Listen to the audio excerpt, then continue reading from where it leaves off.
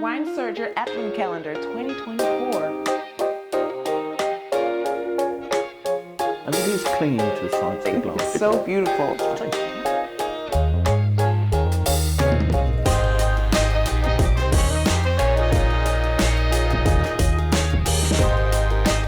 Welcome back, everyone, to day 2 of Wine Searcher Advent Calendar 2024, Wines of the Americas. We're back again with David Allen, Master of Wine. And this really is Wine of the Americas. Well, yeah, we're all the way to Uruguay for wine. All the way to Uruguay. I've personally never had wine from Uruguay. I mean, in honesty, most of Uruguay's wine, I think, is drunk in Uruguay. This is quite... Maybe not after this. Well, this is quite an interesting example, actually. Bodega Garzón are rather taking the export markets by storm at the moment. At Wine Searcher, we look at the number of searches we get for particular grape varieties. And today we've got a Single Vineyard Albariño from a producer in Uruguay called Bodega Garzón. And they have actually got to a stage where this wine, for instance, I think is the 8th most searched for Albariño anywhere in the world. And considering this is a grape variety that mostly comes from Spain and Portugal, the vineyards here were developed fairly recently by a rich man, Alejandro Bulgheroni, and he had a farm with olive groves mostly, and he was in contact with a wine consultant, an Italian called Alberto Albinoni, who came and looked at his olive farm and felt that it was very similar to wine growing regions in Tuscany and also in Galicia in Spain, where they grow Albariño. So Albariño is the grape variety. Grape variety, yes.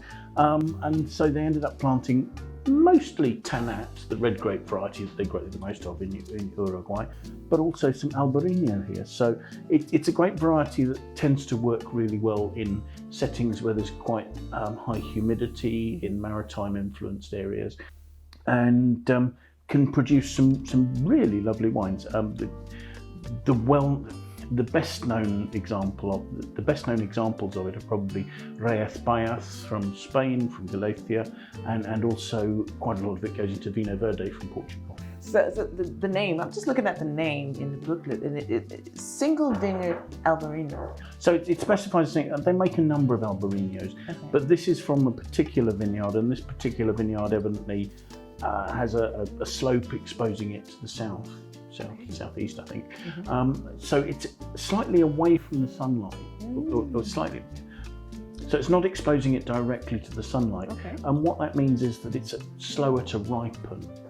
It's still a vineyard that's cooled by sea breezes and that sort of thing. So there's a longer hang time from the grapes. The flavours develop more slowly. So there's greater intensity in that.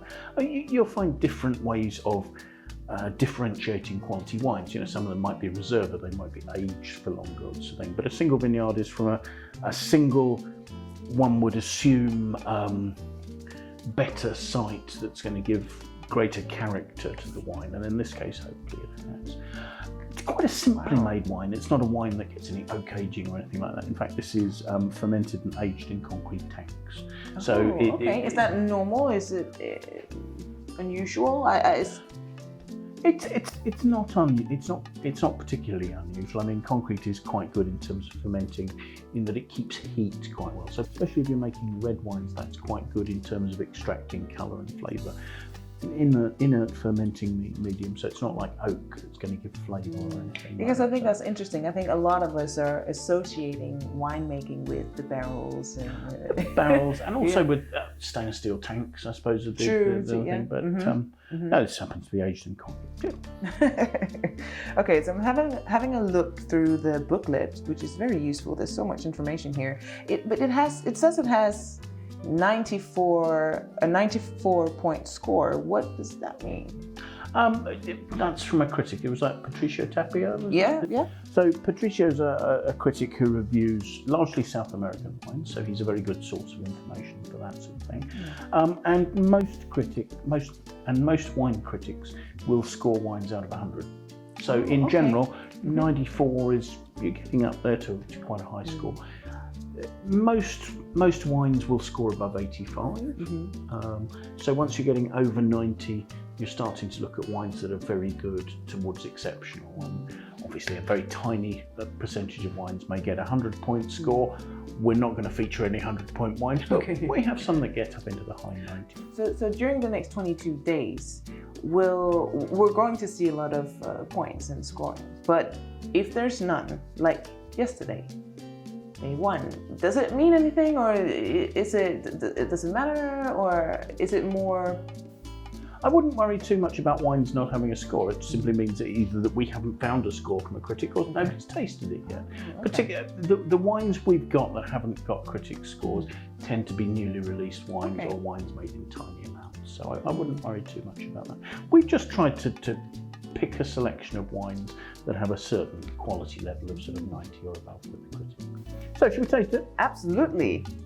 Okay, so what are we looking for? First of all, we're looking at the colour. How deep is the colour? What sort of colour is it? I mean, I would say that's a medium yellow colour. Some people might say it's a lemon yellow. If you look at it though, also you'll notice the condensation. This is nicely chilled. It's at a good temperature. We've tried to give some indications in the booklet as to what sort of temperatures to taste these wines at. But generally, I'd just say the whites should be chilled, and that's why we're serving this in a smaller glass as well. So you've got a smaller pour, the cold wine stays in the bottle, perhaps goes back into the ice bucket, and it stops it from heating up too much. If you give it a bit of a swirl, again you're releasing the aromas into the bowl of the glass, and have a sniff. So this is quite. So Albariño is quite an aromatic grape variety. You've got quite a sort of a citric note there. You might get notes of apples and pears. Those sort of hints, perhaps quince. Albariño can be a little bit like Riesling. So, have a taste.